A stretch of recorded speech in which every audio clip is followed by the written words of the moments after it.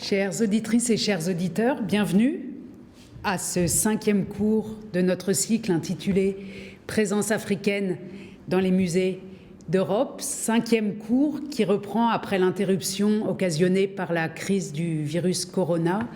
Et nous reprenons donc sur un mode virtuel, sans nous voir, mais mes pensées sont avec vous. Le cours d'aujourd'hui est consacré au lien, à la relation entre l'armée ou les armées européennes ou les armées des puissances coloniales et les musées de nos capitales à Londres, Paris, Berlin, Stuttgart, Bruxelles, etc. Je résume, comme j'ai coutume de le faire, les épisodes précédents en quelques mots. Nous nous étions intéressés d'abord au XVIe siècle, à l'arrivée, dans le cadre du premier cours qui s'intitulait « Premiers objets », à l'arrivée de pièces venues principalement de l'ouest de l'Afrique, souvent en ivoire, ou des objets manufacturés extrêmement finement travaillés, qui avaient fait leur entrée au XVIe siècle dans les Kunstkammer, dans les cabinets des merveilles des souverains européens. Un mode de collection, un mode de musée, un mode muséal qui disparaît progressivement au XVIIe et XVIIIe siècle. Nous avions fait ensuite, au second cours, un grand bond vers la période que nous appelions avant Berlin, avant 1884, avant la conférence qui a mené au partage de l'Afrique, et nous avions constaté que dans le dernier tiers du XIXe siècle, ou dans la seconde moitié, des personnes ou des équipés qui étaient à la limite entre des types d'aventuriers ou des explorateurs ou des scientifiques qui avaient néanmoins des missions précoloniales, si on veut, avaient collectionné dans différents domaines, sur la base d'un consentement réciproque avec les populations, les rois, les souverains qu'ils rencontraient, collectionner des pièces ou des objets, des spécimens botaniques, des restes humains, des crânes notamment, des objets du quotidien, mais encore des armes, des animaux, des mammifères qui avaient été envoyés dans les métropoles européennes où des musées spéciaux n'étaient pas créés pour ces collections extra-européennes et les collections avaient été réparties dans les établissements existants, muséums d'histoire naturelle et musées existants comme le Louvre par exemple, si on regarde le cas de Paris. Puis, dans le 3e cours intitulé de grands musées vides, nous avions constaté qu'après 1884, après donc la conférence de Berlin qui avait poser les bases et les conditions du partage de l'Afrique entre puissances coloniales, qu'à ce moment-là, exactement au même moment, on observe une synchronicité, la création de grands musées dits ethnographiques ou dans le domaine allemand Völkerkundemuseen, qui vont être destinés aux arts ou aux pièces, aux artefacts extra-européens. La séance s'intitulait alors « De grands musées vides » et nous avons constaté que ce grand musée vide qui donc se multiplie, dans la construction se multiplie après 1884 et en particulier autour de 1900. Ces musées vides ne restaient pas très longtemps vides. Vous voyez ici une vue du musée ethnographique de Berlin tout à fait rempli qui explose sous les collections. Nous avions donc vu que dans ces années 1884-1920, les musées grossissaient, se remplissaient de collections extra-européennes, notamment venues des régions coloniales. Nous avions essayé aussi dans le cours précédent de prendre le point de vue de ceux qui perdaient ces objets avec le très beau texte « Perte de monde » d'Achille Mbembe que nous avons lu ensemble. Et puis, nous nous sommes rappelés que les premiers musées donc, ethnographiques comme le musée du Trocadéro à Paris ou les musées du domaine germanophone ou d'Angleterre ou de Belgique avaient un passé colonial affirmé, assumé, et que leur collection, nous avions regardé quelques statistiques, était de provenance coloniale, tant géographiquement, chaque colonie faisant venir des objets de ses propres collections, que en termes chronologiques, la période des colonies étant la période d'arrivée maximale des objets, ce qui vaut pour toutes les collections européennes. Et nous voici arrivés au cours d'aujourd'hui, donc armée et musée. Le cours sera articulé, comme toujours, en 3 volets qui s'intitulent cette fois, premièrement, la culture du butin, secondement, les événements de spoliation coloniale et troisièmement, collection collatérale. Et Pour m'en tenir à notre tradition, je commencerai par un document du jour, une photographie qui circule beaucoup depuis quelques années, qui est bien connue, une photographie qui représente des officiers de l'armée britannique assis sur ou au milieu d'un tas de pièces qu'ils viennent de confisquer, qu'ils viennent de piller, dont ils viennent de faire le butin. On est à Benin City, dans l'actuel Nigeria, en 1897, dans le cadre de ce que les Britanniques, et en traduction aussi, nous qualifions d'expédition punitive contre le royaume du Bénin en 1897,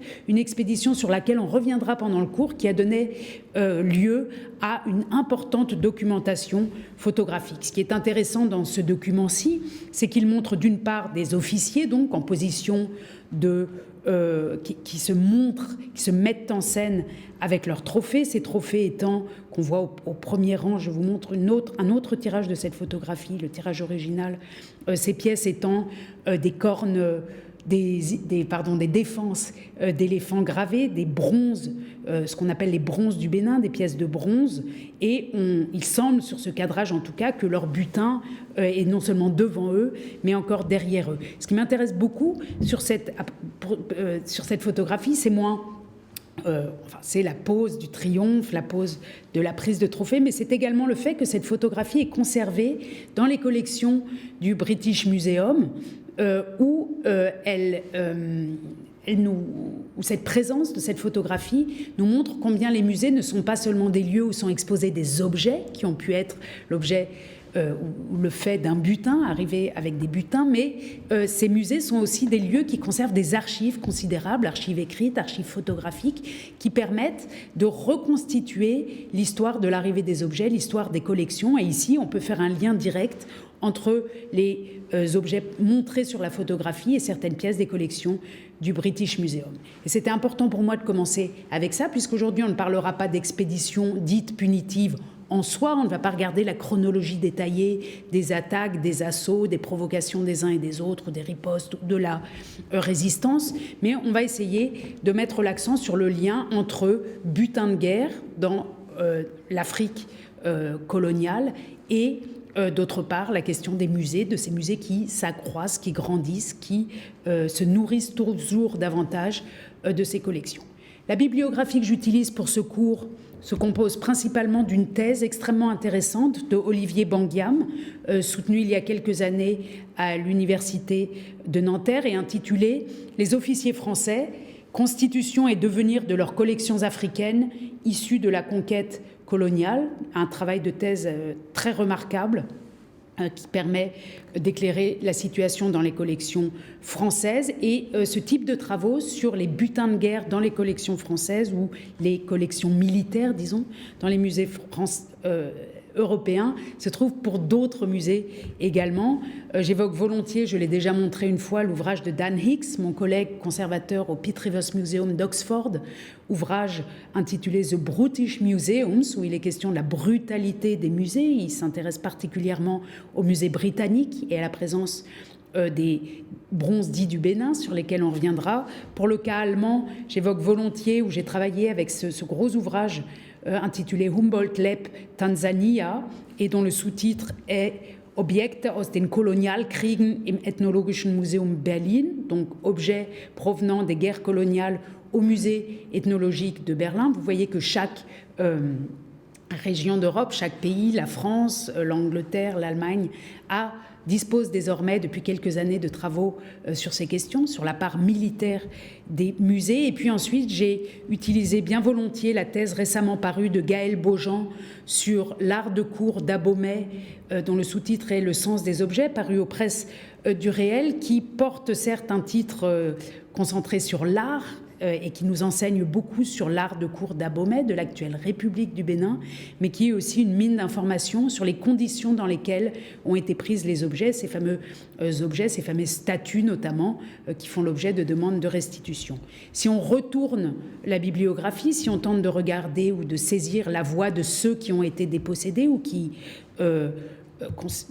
ont été dépossédés, on voit un très important nombre de publications concernant notamment l'expédition dite punitive de Benin City ou des Britanniques à Benin City en 1897, comme cet ouvrage publié au Nigeria intitulé Benin 1897.com, ou encore cette somme, The Benin Monarchy, publiée sous la direction de Orlitz Onuwaye tout récemment, et qui est une somme de travaux sur l'ancien royaume du Bénin, vu du point de vue du Nigeria.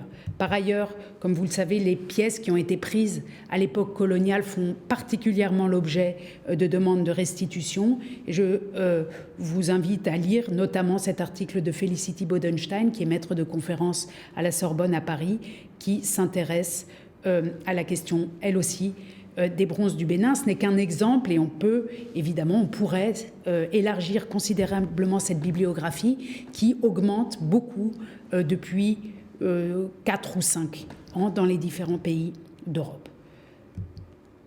Première partie, la culture du butin donc.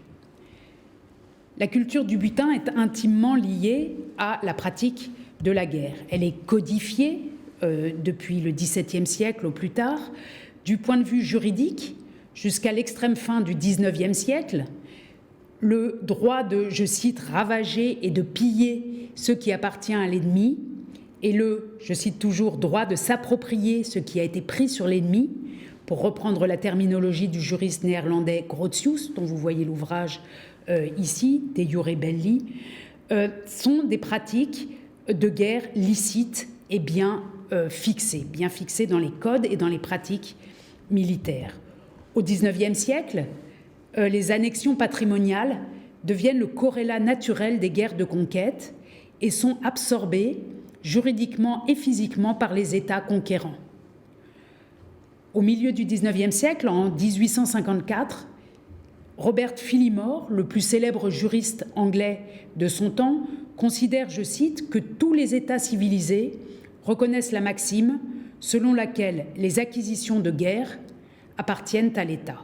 Cette situation, donc, cette corrélation, ce lien entre guerre de conquête, guerre et prise de butin a une longue tradition qui, pour ce qui concerne les pays européens entre eux et quelques autres, va s'interrompre en 1899, à l'extrême fin du XIXe siècle, lorsqu'à La Haye, la première conférence d'une vingtaine d'États européens et de 4 ou 5 pays non européens que vous voyez réunis ici dans la salle d'Orange du palais Bosch, Ten Bosch à La Haye, ces représentants des États donc de l'Allemagne, l'Autriche, l'Hongrie, la Belgique, etc., jusqu'à la Suisse, États européens, ainsi que les représentants de la Chine, des États-Unis d'Amérique, du Japon, du Mexique, de Perse et de Siam, décident entre eux prennent entre eux un certain nombre de mesures pour protéger les biens matériels et en particulier les biens de culte. Ils se fixent dans cet acte final de La Haye la ligne de conduite selon laquelle l'article 46, l'honneur et les droits de la famille, la vie des individus et la propriété privée, ainsi que les convictions religieuses et l'exercice des cultes doivent être respectés. Et aussi, et surtout, toujours dans l'article 46, la propriété privée ne peut être confisquée. Par ailleurs, dans l'article 47, il est précisé que le pillage est formellement interdit. Et dans l'article 56, que les biens des communes, ceux des établissements consacrés au culte, à la charité et à l'instruction, c'est-à-dire par exemple les églises et les musées, aux arts et aux sciences, même appartenant à l'État, seront traités comme la propriété privée. Donc on n'y touche pas en temps de guerre, ils ne peuvent être l'objet de confiscation. Et à l'article 56, il est stipulé que les biens des communes, ceux des établissements consacrés au culte, à la charité et à l'instruction, aux arts et aux sciences, c'est-à-dire les musées notamment et les bibliothèques, même appartenant à l'État, seront traités comme la propriété privée, seront donc intouchables, ne peuvent faire l'objet de confiscation en temps de guerre. Toute saisie, destruction ou dégradation intentionnelle de semblables établissements, de monuments historiques, d'œuvres d'art et de sciences est interdite et doit être poursuivie. Alors, ce que les nations réunies à La Haye se proposent pour elles-mêmes, elles ne l'appliquent pas pour leurs colonies. Seuls les signataires sont bénéficiaires de ces règlements. Et se déploie donc dans le courant du XIXe siècle et au début du XXe siècle, pour ce qui concerne les colonies, une véritable culture du butin qui se matérialise, qui est visible dans un très grand nombre d'ouvrages populaires, de petites cartes qu'on trouve dans les paquets de cigarettes ou sur les barres de chocolat à collectionner, etc. Je vous montre ici un ouvrage de ce type britannique, les trophées et reliques personnelles de héros britanniques, donc, et ici de 1896. Et quand on feuillette cet ouvrage extrêmement impressionnant, on trouve d'une part, par exemple, ce manteau pris à Waterloo dans la voiture de Napoléon. Donc on est dans les années 1815, à une époque où ce type de prise de guerre était encore permis. Mais si on continue de feuilleter, on voit des pièces prises par l'armée britannique en Inde, en Asie, en Égypte et également sur le continent africain qui nous intéresse particulièrement. On va s'arrêter quelques instants sur cette représentation ici, sur ce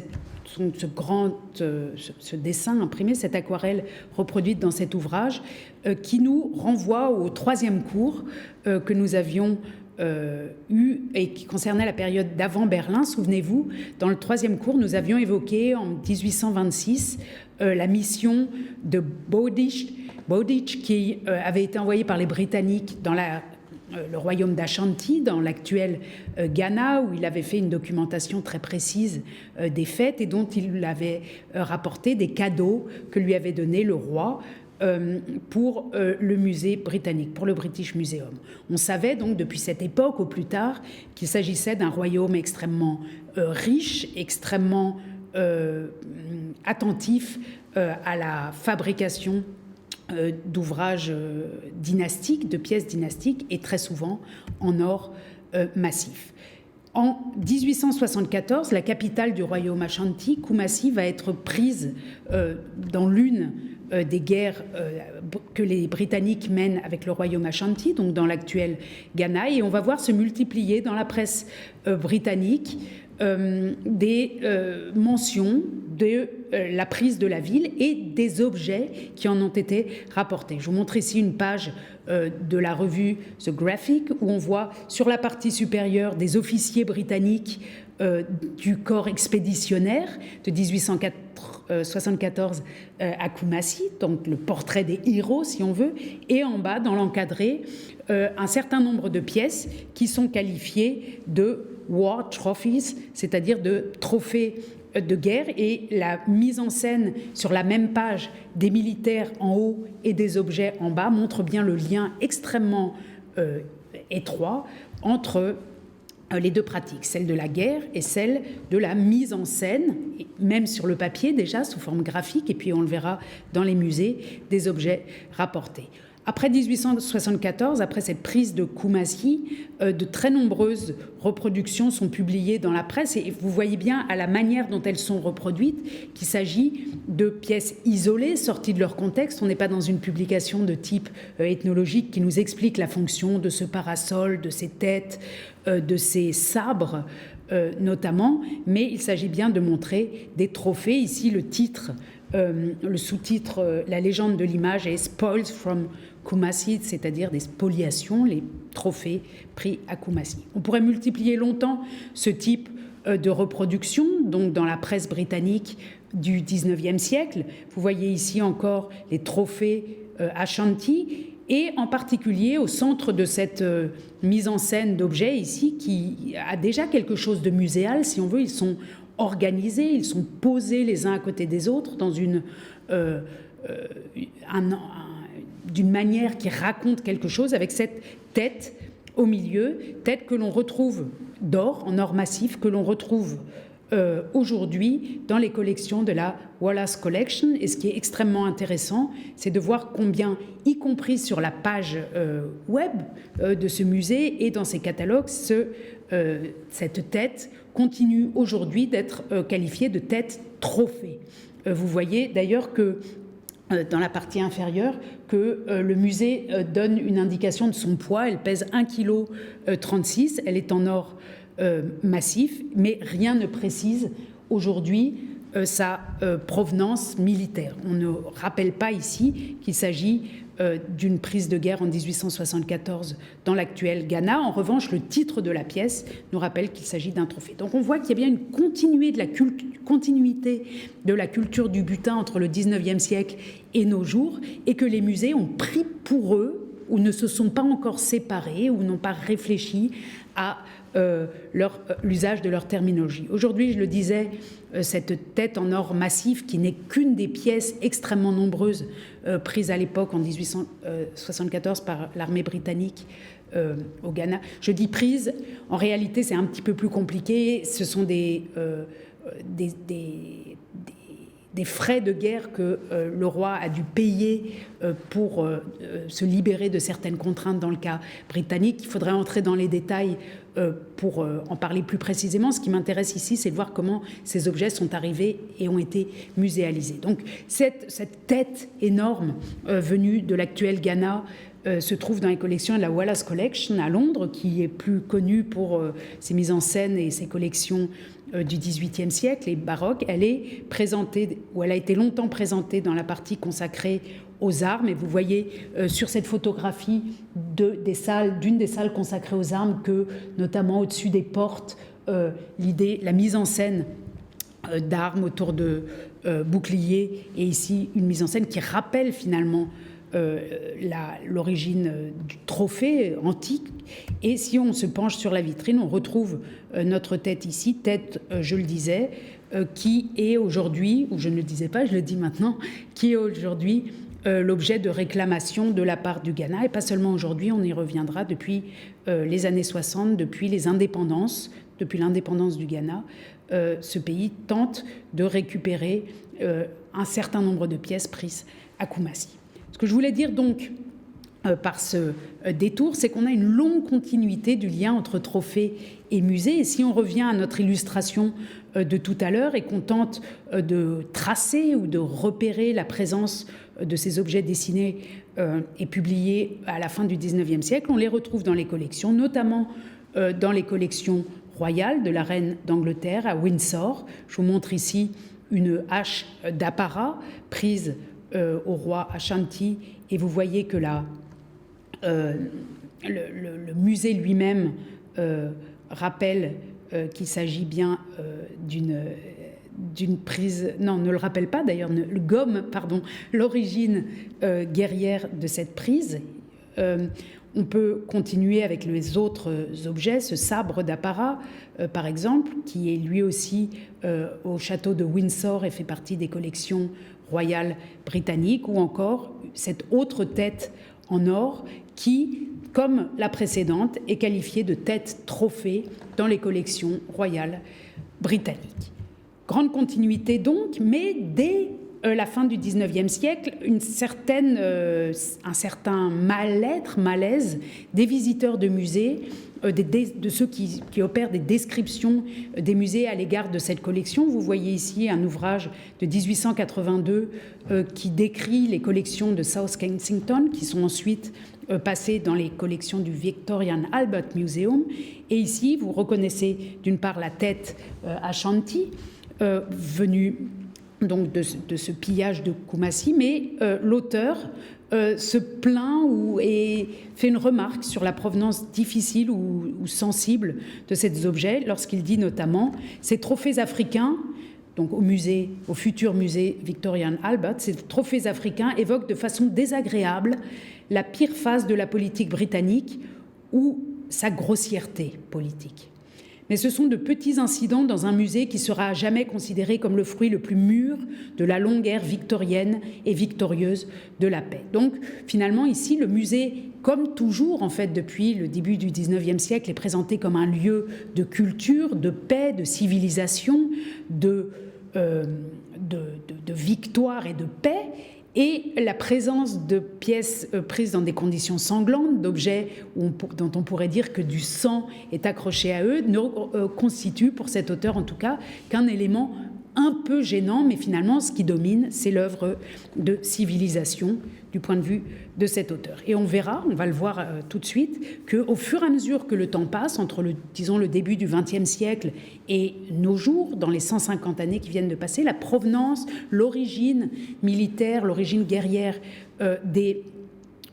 l'origine de butin des pièces arrivées dans nos musées, souvent, dans certains musées, et en particulier dans les musées français, a été gommée, si bien qu'aujourd'hui, quand on va dans ces musées, on oublie ce passé que l'auteur ici qualifie de désagréable.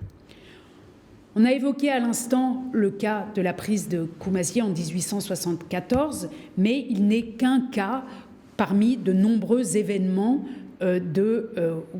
incidents événements de spoliation coloniale. J'en indique quelques-uns ici: Ségou 1890, Magdala 1868, Benin City, on l'a déjà évoqué, 1897, la Tanzanie en 1904, la Namibie en 1907, Abomey en 1892. Quand on y regarde de plus près, et je me suis attelée à cette tâche avec le collègue que j'évoquais tout à l'heure, Dan Hicks du Pitt Rivers Museum, on constate que, par exemple, simplement dans les musées, dans le musée Pitt Rivers à Oxford, on peut comptabiliser entre 250 et 300 événements de spoliation coloniale, c'est comme ça qu'on les appelle dans le travail qu'on a mené, et cette centaine d'événements, de batailles, de moments de friction coloniale ou même de massacres coloniaux ont toujours apporté des objets dans les collections européennes, donc non seulement britanniques, mais également françaises, autrichiennes, belges, aux Pays-Bas, etc. J'en arrive donc à la deuxième partie, pour laquelle je reprends le titre ou le concept d'événement de spoliation coloniale que nous avons élaboré avec Dan Hicks, pour en regarder quelques-uns, 4 à vrai dire, avec vous en détail et en essayant de leur faire raconter à chacun quelque chose de différent.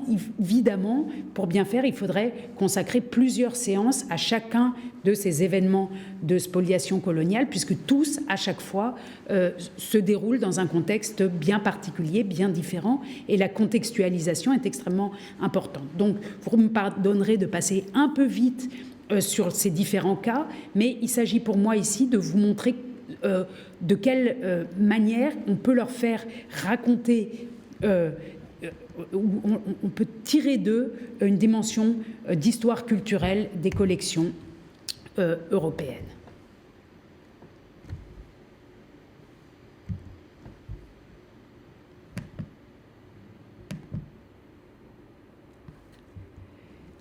Alors je repars chronologiquement quelques années avant l'événement de Koumassi qu'on vient d'évoquer pour me déplacer avec vous dans l'actuelle Éthiopie, qu'on nommait alors l'Abyssinie, et dans l'année 1868, lorsqu'a eu lieu la grande campagne d'Abyssinie. Je vais y revenir dans un instant. Les 4 exemples vont nous porter donc dans l'actuelle Éthiopie, dans l'actuel Mali, à Ségou en 1890, dans l'actuelle République du Bénin, victime de plusieurs expéditions militaires au début des années 1890, et puis à Benin City, que j'ai déjà évoqué, mais qui constitue peut-être l'exemple le mieux documenté, le plus discuté et le plus riche de spoliation coloniale, ayant eu des conséquences d'enrichissement d'un très grand nombre de musées dans le monde.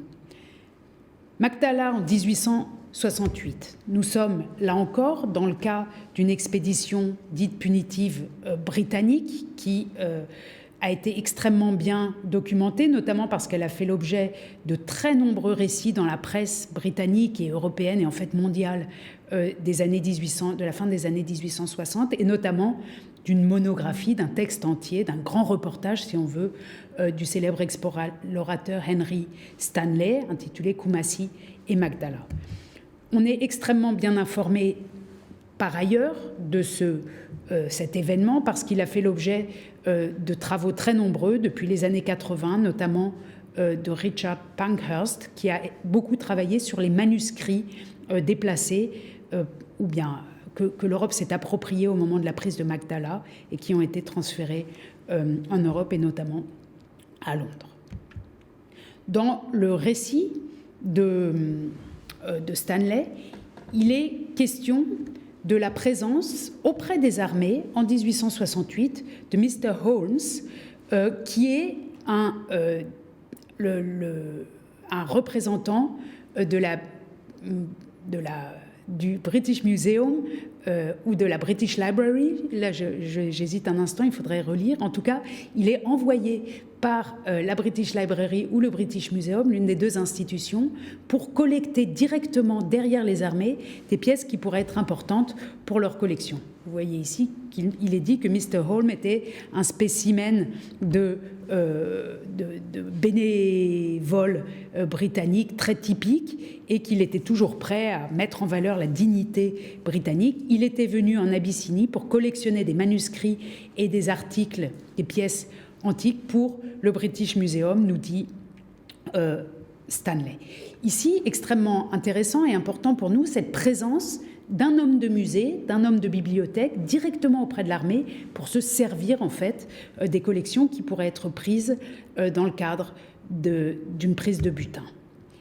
La suite de l'ouvrage décrit très précisément les prises de guerre menées à ce moment-là, à Magdala, et surtout, et c'est ce qui m'intéresse beaucoup dans cet extrait de texte, sur la mise aux enchères sur place des objets collectés. Cette pratique de la mise aux enchères des objets collectés est absolument courante dans le contexte de l'armée britannique, un peu moins dans le contexte de l'armée française, mais enfin les objets pris dans le contexte de ces batailles, de ces assauts militaires, sont répartis souvent, font l'objet d'une première répartition sur place entre les officiers qui soit les achètent dans le cadre de ces enchères, soit se les répartissent en fonction de règles bien fixées. Je lis un extrait de cette page qui concerne donc la vente aux enchères menée à Magdala en 1868, directement après la bataille. Le commissaire-priseur choisi fut le lieutenant S., un officier infatigable qui avait été doué par la nature de la physionomie caractéristique du premier Napoléon. Les tapis les plus fins de tous les pays étaient étalés à la ronde et tout l'attirail de 1000 églises, d'Abyssinie donc, région chrétienne, scintillait dans la lumière du matin et se bousculait dans la confusion caractéristique des foules des gentlemen acheteurs qui pour la première fois étaient des connaisseurs en antiquité et faisaient preuve d'une remarquable perspicacité en discernant le clinquant de l'authentique, les paillettes de l'or. Les nombreuses pièces éparpillées, preuve de l'égoïsme coquet de l'empereur Théodore, qui venait donc d'être vaincu, ou de sa folie de harem, ont inspiré des remarques bizarres aux personnes à l'esprit vulgaire et grossier. Les enchérisseurs ne manquèrent pas. Chaque officier et chaque civil désirait quelques souvenirs de Magdala. L'un achetait une croix d'argent ou de laiton, un autre un encensoir, un autre encore choisissait une épée. Des coupes et des gobelets, des images et des calices d'argent, il y en avait en abondance. Des soies, des parapluies, des selles resplendissants de filigrane d'or et étoilés de pierres de couleur, des tentes, des tapis, des bibles et des manuscrits richement enluminés, des bibelots et des bijoux trouvèrent des acheteurs enthousiastes. Mr. Holmes, en tant que digne représentant du British Museum, voilà, nous avons la réponse du British Museum, était tout à sa gloire. Armé de larges fonds, donc richement doté, il surenchérissait sur presque tout. Mais le colonel Fraser le tenait en haleine car il achetait pour un riche mess régimentaire le 11e hussard. Et lorsque les objets personnels de Théodore étaient mis en vente, des particuliers surenchérissaient sur les deux. Lorsque le bouclier de Théodore, utilisé par lui dans ses jeunes années, fut mis en vente, bien que seulement garni de quelques plaques d'argent, les enchères se firent particulièrement vives et de 10 $, elles passèrent rapidement à 200 $, somme pour laquelle il fut acquis par le colonel Fraser. Mr. Holmes se procura de nombreux articles intéressants. La vente aux enchères dura 2 jours. Le total des recettes s'est élevé à 5 000 livres. Alors, ce qu'on voit ici, c'est que donc, sur place s'opère un premier tri parmi les pièces confisquées, saisies, prises à l'empereur déchu. Ces pièces vont passer dans les familles des officiers, dans les mains des officiers, à part celles qui vont directement dans celles du représentant du British Museum, et elles vont être exportées dans l'ensemble du monde dans les années qui suivent. C'est pourquoi aujourd'hui on en trouve la trace non seulement en Europe, dans différentes bibliothèques d'Europe, y compris hors de la Grande-Bretagne, mais aussi, puisqu'elles ont été négociées plus tard sur le marché de l'art, on trouve leurs traces aux États-Unis, par exemple, mais aussi en Inde et à l'intérieur de l'Éthiopie, puisqu'elles ont été dispersées. Alors en Inde, parce que certains soldats ou un grand nombre d'officiers et de soldats de l'armée britannique proviennent des colonies indiennes, et à l'intérieur de l'Éthiopie, parce que certains manuscrits ont été offerts par les officiers britanniques à d'autres rois ou représentants politiques qu'ils rencontraient dans leur campagne d'Abyssinie comme forme de cadeau. Donc on a une immense diaspora de ces collections de Magdala. On les trouve principalement néanmoins à Londres, à la British Library et à Oxford notamment. Vous voyez ici quelques exemplaires exposés de ces manuscrits précieux pris dans la bibliothèque de Théodore à Magdala, d'une part, et d'autre part, les objets ont été dispersés dans différentes collections, en particulier dans celle du Victorian Albert Museum, qui les a présentés il y a quelques années. Vous voyez ici que cette vitrine porte le nom de Magdala et la date de 1868 au-dessus d'elle, et la même chose en langue gaise, dans la langue locale. Alors, ce qui est très intéressant, c'est de voir que même dans une exposition récente comme celle-ci, les pièces principales sont présentées d'une manière qui assure une sorte de continuité avec l'iconographie du butin du XIXe siècle. Vous voyez ici 2 pièces, un calice d'or et une couronne particulièrement prestigieuse prise à Magdala. Et ces 2 pièces présentées exactement comme ça, on les trouvait déjà au XIXe siècle lorsqu'il s'agissait de magnifier les trophées britanniques. Par exemple, dans cette collection de petites images à collectionner dans les papiers de cigarettes, je crois, ici. Donc, ces 2 pièces qu'on voit au XIXe siècle comme des trésors de guerre. La collection à collectionner ici de ces papiers de cigarettes est constituée de trophées britanniques. Et d'ailleurs, si on retourne ce billet, on voit bien qu'il est question des prises menées en Abyssinie, et la dernière ligne indique que les pièces sont aujourd'hui au Victorian Albert Museum. Et quand des revendications très fortes ces dernières années ont été portées à l'égard de certains musées, il est intéressant de voir qu'elles portent particulièrement sur ces pièces qui, depuis le XIXe siècle et jusqu'à aujourd'hui, donc, sont mises en scène, même si on ne le dit plus, sous la forme d'objets pris à l'ennemi. Donc cette continuité de la culture du butin est celle qui fait que les revendications des pays dépossédés ou même massacrés, dans certains cas, se portent particulièrement sur ces pièces-là, alors qu'elles ne représentent qu'un petit nombre de pièces sur des ensembles bien plus importants. C'est ce que je voulais montrer avec cet exemple lié à Magdala aux années 1868. Et ce qui m'importe particulièrement, c'est la présence, dès le début, des institutions culturelles britanniques auprès de l'armée. Second exemple, je les prends dans l'ordre chronologique, celui d'Abomey, bien connu en France. Abomey dans le Dahomey, qui est aujourd'hui la République du Bénin. Et ici, je m'appuie sur le travail de Gaël Beaujean et sur notamment son travail de dépouillement des sources qui décrivent la manière dont les objets ont été pris à l'époque, entre 1892 et 1894, par l'armée française à ce moment-là. Le général, qui n'est pas encore général, qui s'occupe de ces opérations, s'appelle Alfred Amédée Dodds, et Gaël Beaujean a retrouvé les traces donc, de la manière dont on a traité, dont son armée a traité les objets rencontrés lors de la campagne du Dahomey. Il écrit « Les dispositions prises pour la découverte des cachettes et l'utilisation de ce qui est trouvé sont approuvées. Les objets trouvés dans les cachettes seront transportés à toute occasion à la tête d'étape qui les prendra en charge. À cet effet, un inventaire accompagnera le convoi. L'officier commandant l'escorte sera rendu responsable de la conservation et de la livraison des objets qui lui seront remis, signé Alfred Dodds. » On voit bien, là encore, donc, que la prise d'objets, même la recherche d'objets, les objets trouvés dans les cachettes, ces objets ne sont pas visibles, on les cherche, donc l'armée va, au-delà de ces faits d'armes, chercher ces objets de patrimoine, elle va les chercher donc, et les objets trouvés font l'objet d'un inventaire directement auprès de l'armée, un inventaire précis, et on prend garde manifestement dans la hiérarchie militaire que ces objets ne soient pas dilapidés entre les soldats. Il ne s'agit pas d'un pillage désordonné, mais bien d'un butin organisé selon les règles que j'évoquais tout à l'heure. Alors en 1892-94,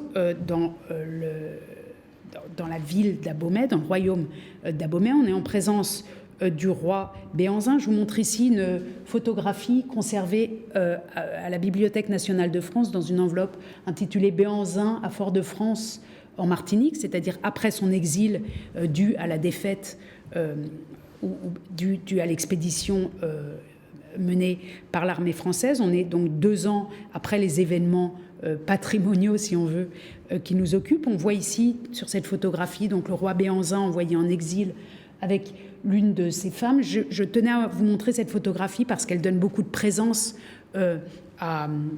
aux partis en conflit, ou en tout cas, dans le cas de Béhanzin, celui qui est agressé par l'armée française.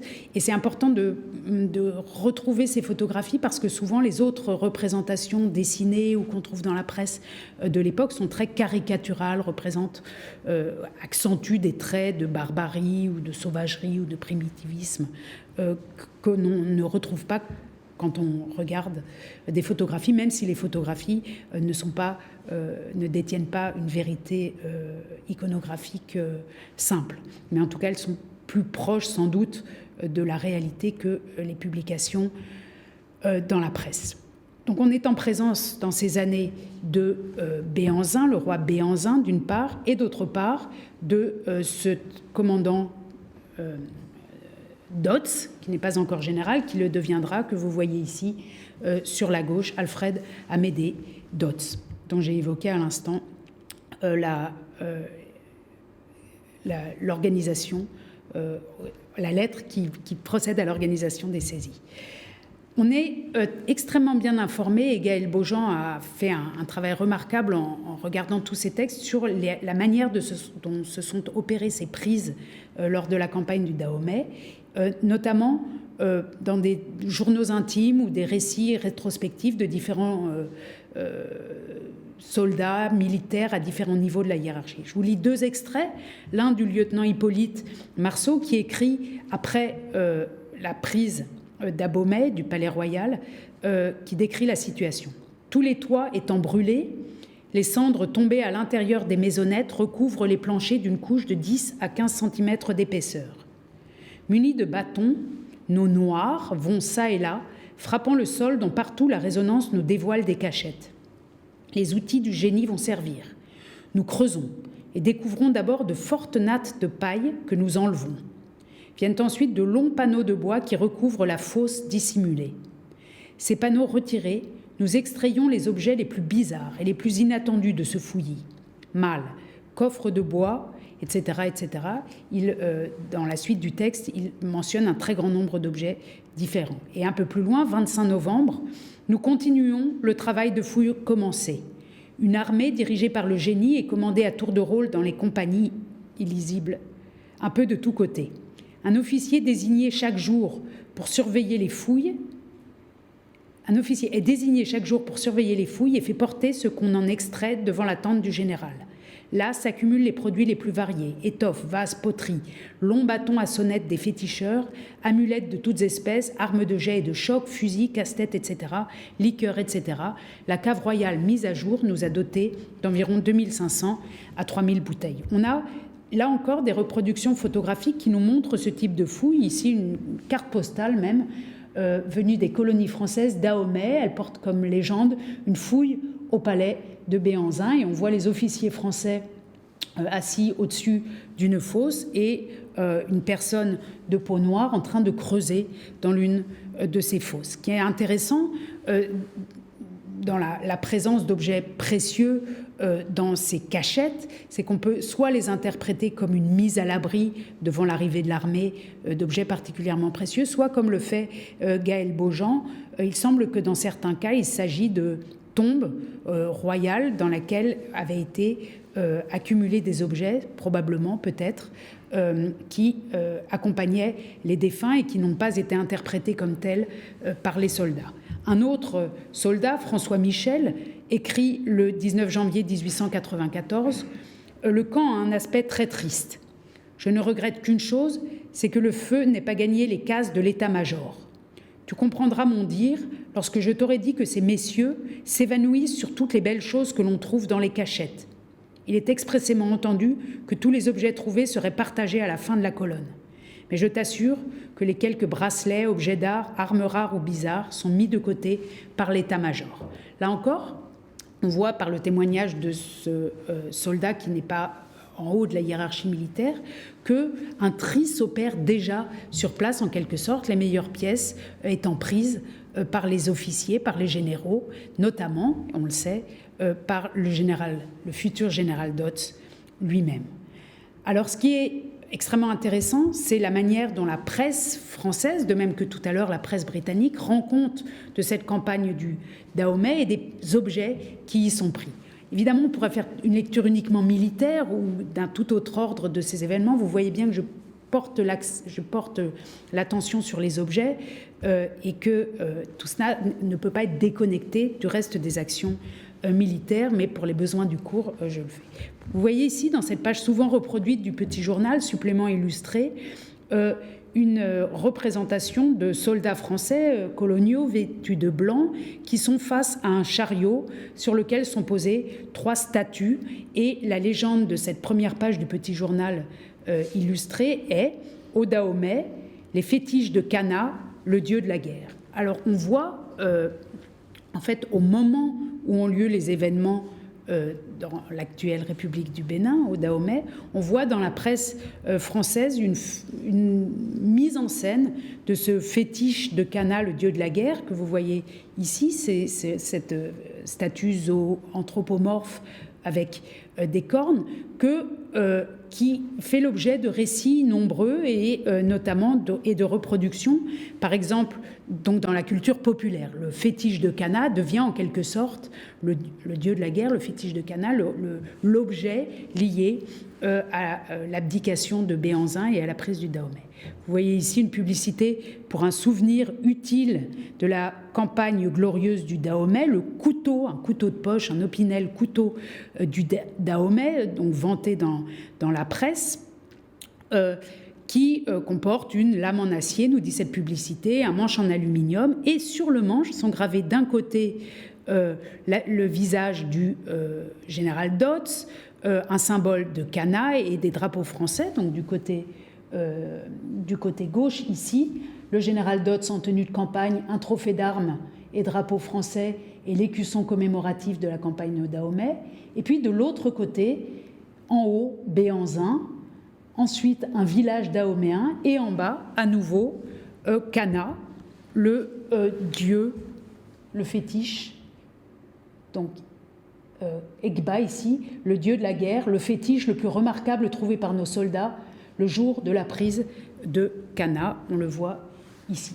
Cet objet, à ma connaissance, n'est pas aujourd'hui conservé dans un musée français. En revanche, comme vous le savez, on l'a déjà évoqué, le palais du Trocadéro, qui vient d'ouvrir ses portes à l'époque, il a été inauguré en 1887, donc le musée d'ethnographie du Trocadéro va accueillir d'autres pièces de même provenance, comme ce siège royal pris également à Cana. Et ici, le musée met bien en valeur à l'époque, à la fin du XIXe siècle, la provenance militaire, puisque le label, le cartel, indique qu'il s'agit d'un siège royal en bois sculpté, don du général Dodds.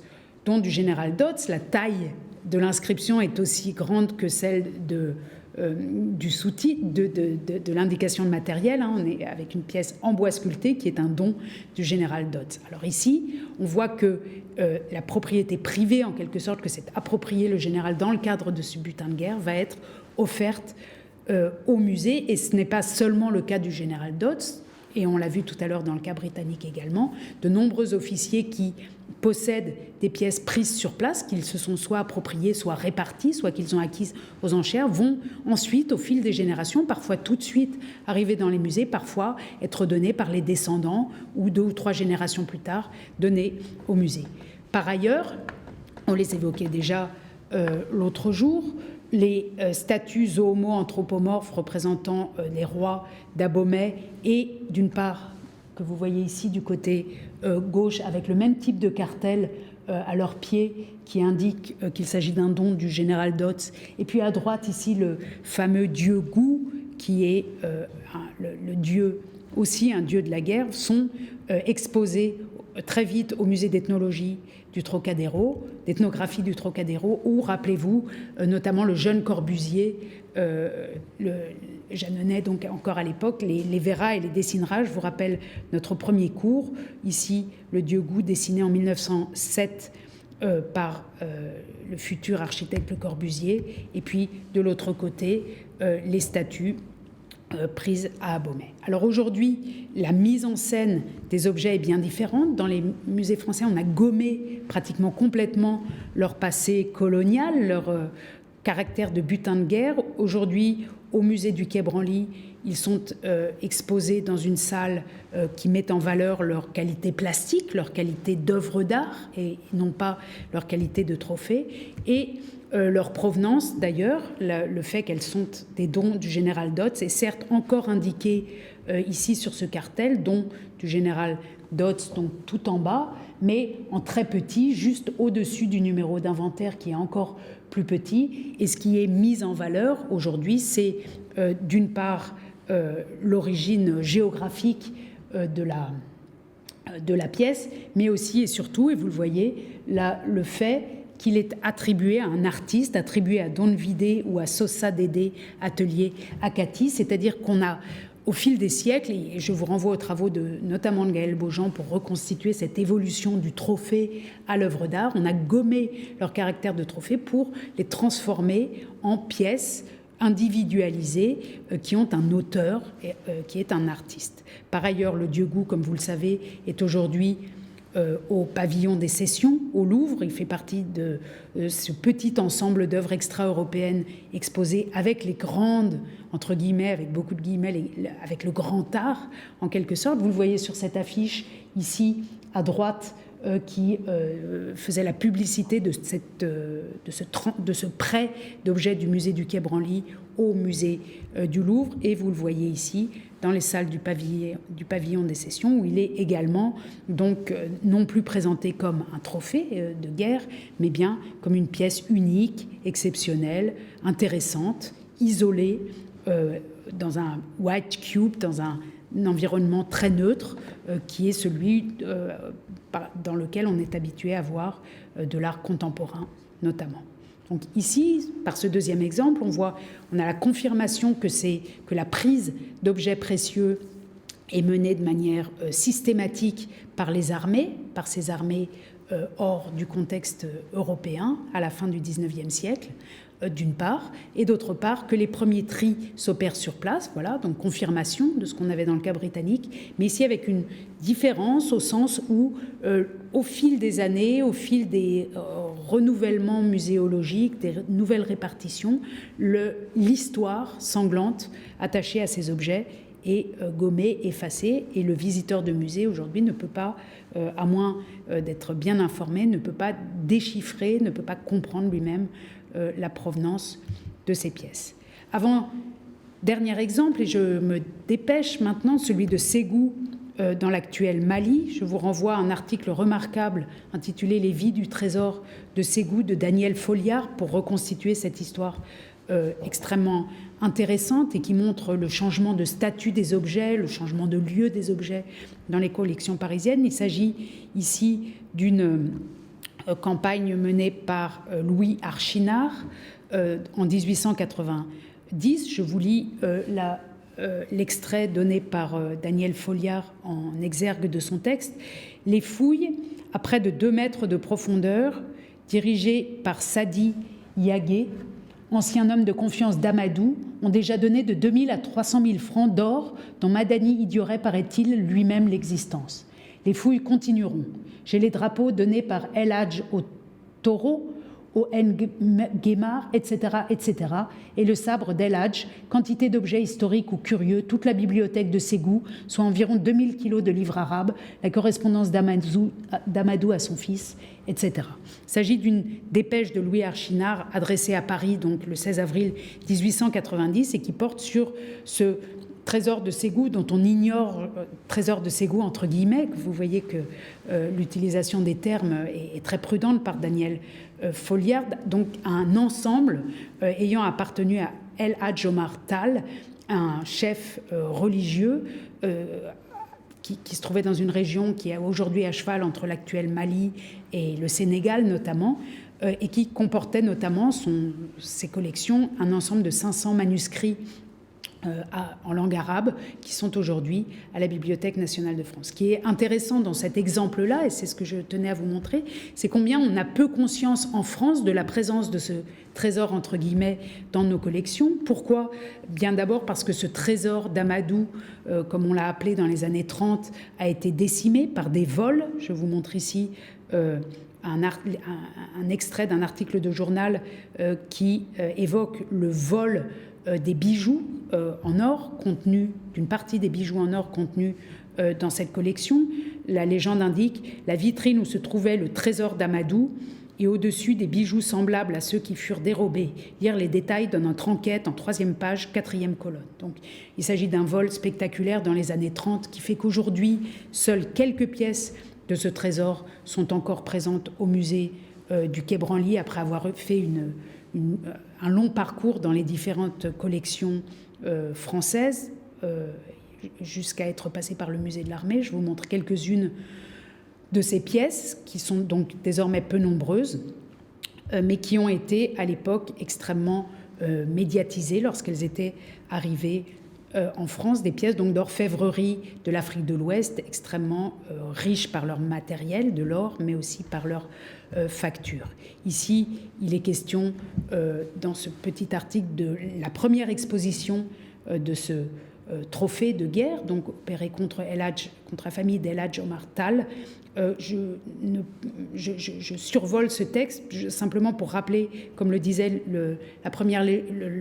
le texte d'Archinard, que l'ensemble du butin comportait aussi une épée, l'épée d'El Hadj Omar Tall, nous dit en tout cas Archinard, une épée qui a été restituée, comme vous le savez peut-être, à la fin de l'année 2019 à Dakar au Sénégal par le Premier ministre français au président de la République du Sénégal. Ce qui est intéressant dans ce cas-là, et la restitution de ce sabre et la cérémonie qui l'a accompagné en témoigne, c'est combien nous autres ici en France, qui sommes les possesseurs de ce grand ensemble extrêmement riche, combien nous sommes ignorants de posséder ces richesses, tandis qu'au Sénégal et au Mali, et dans la famille des descendants de El Hadj Omar Tall, l'absence de ces collections, le massacre lié à la prise de ce butin, la fin de El Hadj Omar Tall et de la famille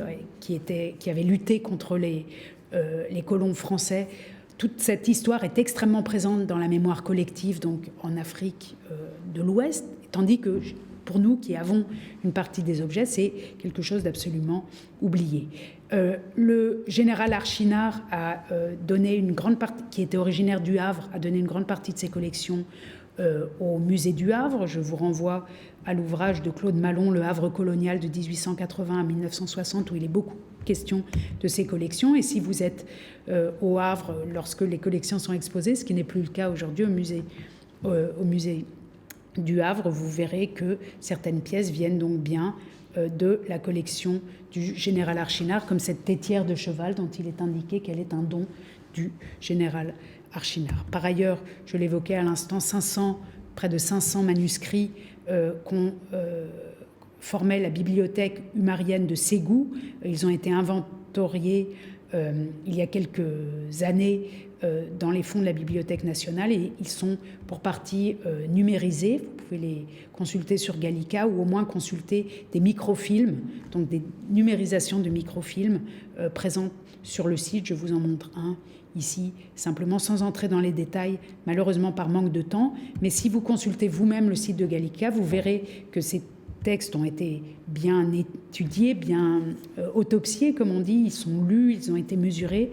En revanche, leur provenance est tue, puisqu'ici, tout en bas, vous voyez que sous la rubrique provenance, il est indiqué Bibliothèque nationale de France, ce qui n'est pas la provenance, en fait, c'est leur lieu de conservation actuel, la provenance étant liée aux guerres coloniales françaises dans cette région d'Afrique. Je termine extrêmement rapidement, beaucoup trop rapidement, en quelques minutes, avec le cas de Benin City, extrêmement célèbre, que j'ai déjà évoqué au début. Vous vous souvenez que de cette région étaient venues dès le XVIe siècle des pièces extrêmement précieuses, que les visiteurs de l'époque du XVIe siècle rappelaient combien la ville de Benin City était riche, bien organisée, propre, et que, je vous rappelle ce texte, cet extrait déjà évoqué d'Olfert Tapper, il était question du palais des maisons de Benin City qui sont soutenus par des piliers de bois enchâssés dans du cuivre où leurs victoires sont gravées et qu'on a soin de tenir fort propre. Alors ces plaques de cuivre, ces plaques du Bénin qui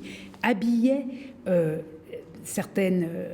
qui habillaient le palais royal de Benin City. En voici une, on les a évoquées déjà dans les cours précédents. Souvenez-vous, on évoquait Ernst Ludwig Kirchner qui en avait dessiné une, notamment qu'il avait vue dans un musée allemand. Ces plaques, donc, habillaient le palais. Elles ont été beaucoup étudiées et remises en contexte et sont aujourd'hui réparties dans des dizaines de musées dans le monde. Je vous montre ici la pièce qui représente les bronzes ou les plaques du Bénin au British Museum, ainsi que d'autres pièces comme cette tête que nous avions déjà vue lors du deuxième cours, qui est conservée au Metropolitan Museum à New York. Là encore, pour dire que cette expédition dite punitive de 1897 a amené un essaimement considérable de toutes les richesses d'une ville qui ont été étudiées dans ce catalogue extrêmement riche d'expositions publiées par Barbara Plankensteiner et d'une exposition montrée notamment au musée du Quai Branly il y a quelques années, mais encore par d'autres travaux comme ceux de Ekpo Eyo qui nous rappellent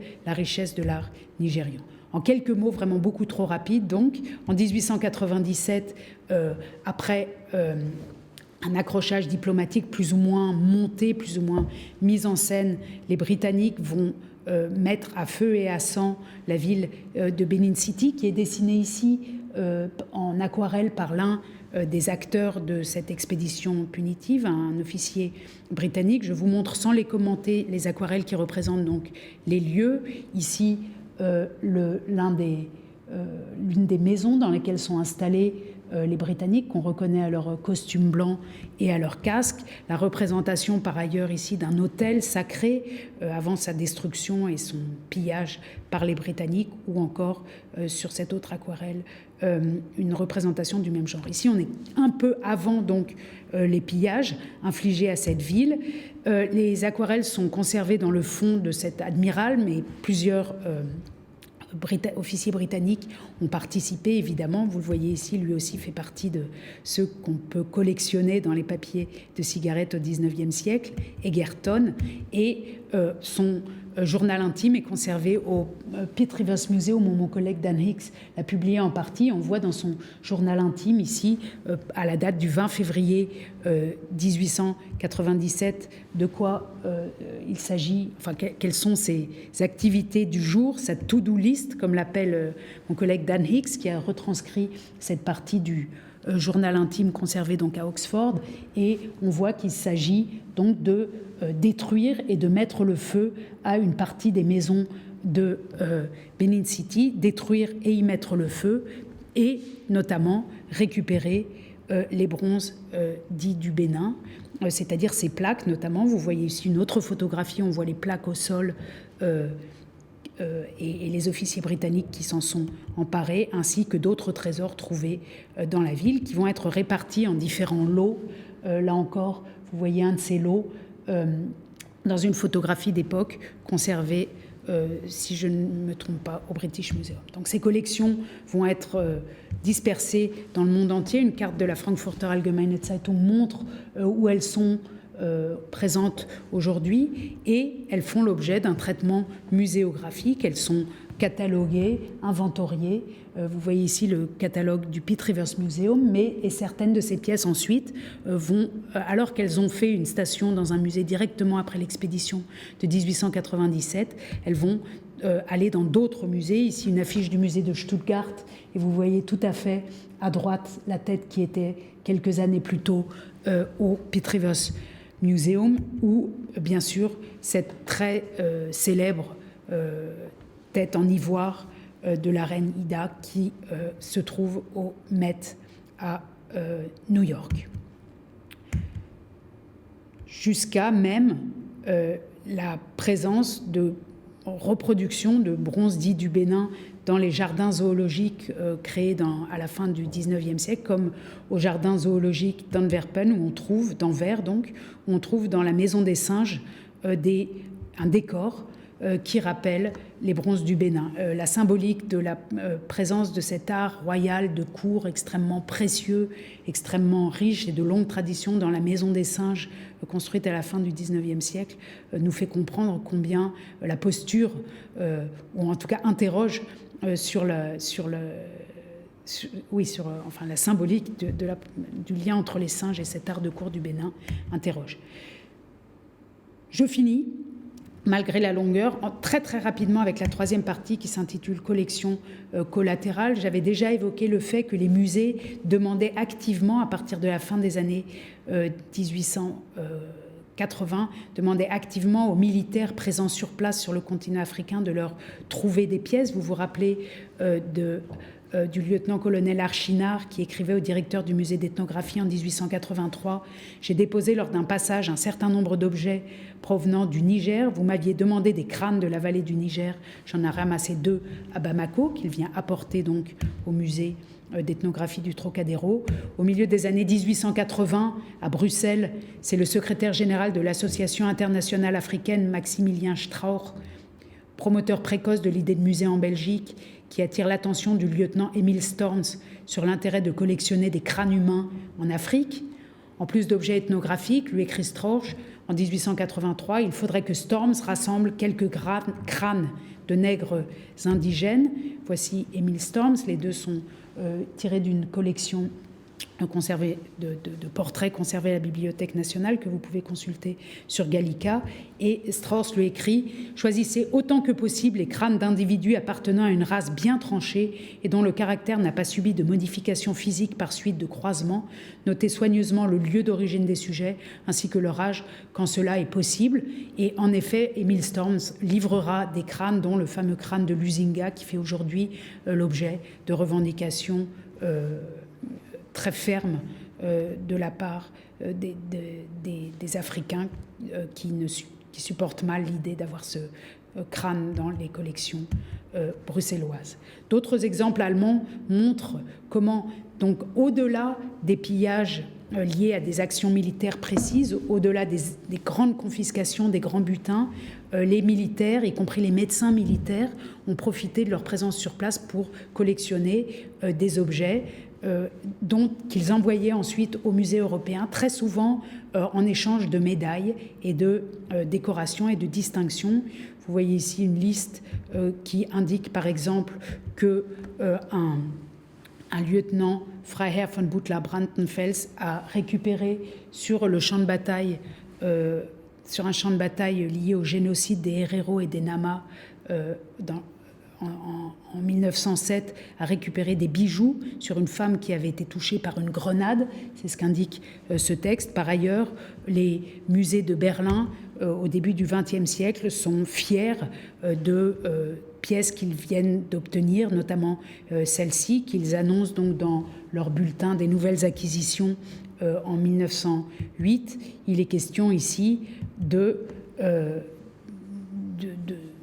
cette pièce, donc les esprits sensibles seront, enfin, accrochez-vous, le texte qui accompagne cette nouvelle acquisition stipule « Nous devons au capitaine Förster une importante collection du Sud Cameroun, parmi lesquelles un certain nombre de coiffures des Ntoum, très difficiles à obtenir et qui méritent une mention spéciale. Ces derniers, les Ntoum, ont l'habitude d'emmêler leurs cheveux vivants dans de grandes formes très bizarres et de les décorer avec des corisses, des boutons européens, des aiguilles, etc. Le capitaine Förster a réussi à couper plusieurs de ces coiffures si près du cuir chevelu qu'elles ont pu être transportées comme des perruques finies et placées ici sur des têtes en plâtre peintes de façon réaliste. Vous le voyez ici, il ne s'agit pas d'un acte de guerre, mais bien de la présence d'un capitaine, d'un militaire qui utilise son autorité, qui utilise sa puissance pour obtenir des populations locales des faits que sans doute il n'aurait très évidemment pas obtenu en temps normal, c'est-à-dire d'obtenir leur chevelure entière. On peut imaginer ici qu'il n'y a pas consentement. Et d'ailleurs, toute la question du consentement qui nous avait beaucoup occupé au cours sur les explorateurs est ici réglée. On voit bien que ni dans les cas des pillages, ni dans le cas de ce type d'acquisition sur les personnes, de parties extrêmement intimes de leur corps, on ne peut pas considérer qu'il y a dû y avoir consentement. Et ces objets sont aujourd'hui dans nos musées européens. Je vous remercie de votre attention. Je vous demande pardon pour le retard et nous nous retrouvons la semaine prochaine avec un cours consacré aux missionnaires et qui sera intitulé « Au nom du Christ ».